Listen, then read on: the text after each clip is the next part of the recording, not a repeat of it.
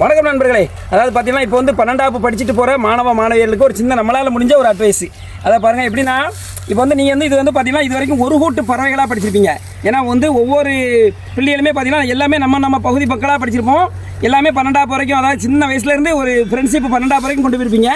இனி அடுத்த கட்டம் நீங்கள் வந்து கல்லூரிக்கு போகும்போது பார்த்தீங்கன்னா நம்ம கூட யாரெல்லாம் வருவாங்க, இவங்க கூட வருவாங்களா இல்லை புதுசாக வருவாங்க. இது வந்து உங்களுக்கு மாற்றமான ஒரு காலகட்டங்களும் கூட. இனிமேல் தான் வந்து நாம் வந்து நல்வழிக்கு போகணுமா தீய வழிக்கு போகணுமாங்கிறது அது வந்து இதுக்கு மேலே தான் நடக்கும். ஏன்னா வந்து பார்த்தீங்கன்னா இனிமேல் வந்து நம்ம கூட நல்ல நண்பர்களும் வருவாங்க, கெட்ட நண்பர்களும் வருவாங்க. நாம் பழகுற விதத்தில் தான் நம்மளோட லைஃபே இனிமேல் இருக்க போகுது. ஏன்னா நமக்கு வந்து பார்த்தீங்கன்னா நம்ம தாய் தப்பா வந்து இது வரைக்கும் படிக்க வச்சு நம்ம பிள்ளை பெரிய சாதிச்சிடும், நமக்கு பெருசாக சப்போர்ட் பண்ணணும் அப்படின்னு எதிர்பார்ப்பாங்க. அந்த கனவை வந்து நீங்கள் நனவாக்கணும் கட்டாயமாக. ஏன்னா பார்த்தீங்கன்னா நாட்டில் வந்து எல்லா பக்கமே கஞ்சா, போதை, மது, சூது, மாது எல்லாமே இருக்குது. அதெல்லாம் நமக்கு தேவையில்லை.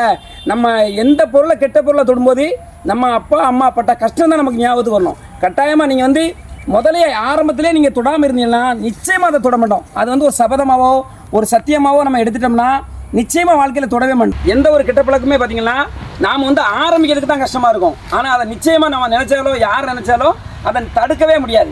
அதனால் ஆரம்பிக்க முன்னால் நம்ம யோசிச்சிட்டோம்னா அந்த வழிக்கு போகவே மாட்டோம். ஏன்னா நம்மளோட வாழ்க்கை இதுக்கு மேலே தான் ஒரு அடுத்த கட்ட நகர்வு நல்லா இருக்கும். அதாவது ஒரு நல்ல நிலைமைக்கு போனால் நம்மளை சுற்றி இருக்கவங்க எல்லோரும் பாராட்டுவாங்க.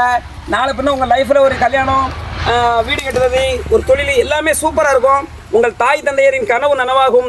இனிதான் உங்களுக்கு வந்து சரியான பாதையை அமைக்கக்கூடிய கரெக்டான கட்டம். ஏன்னா இது வரைக்கும் ஃபவுண்டேஷன் அமைச்சிட்டோம்.